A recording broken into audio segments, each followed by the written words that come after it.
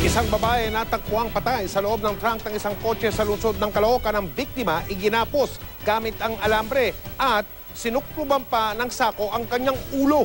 Si Bam Alegre, naka-alerto 24.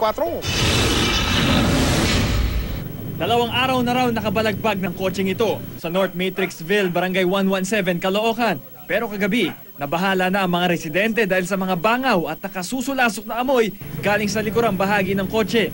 Nang buksan ng mga otoridad ang trunk, tumambad ang bangkay ng isang babae. Nakagapos ang mga kamay nito ng alambre at may nakasuklob na sako sa ulo.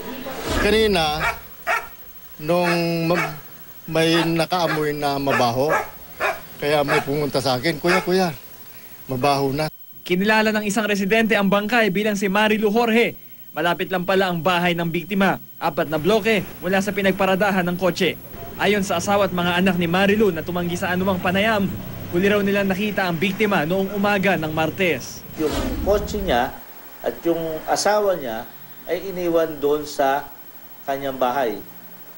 Kasama yung anak na bunsong lalaki na 16 years old.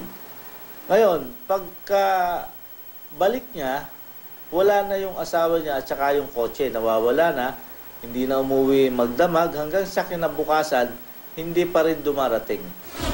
Pero palaisipan ang sinabi ng mga residente na madaling araw pa ng Martes nang makitang nakaparada ang kotse. Walang bakas ng pananaksak o pamamaril si Marilu, pero may matinding palo raw sa ulo. Inaalam na ng Caloocan Police ang motibo at pagkakakilanlan ng salarin.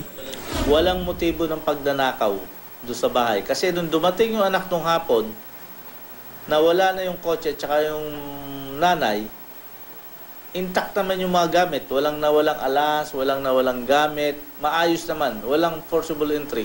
Bam Alegre, naka-alerto 24.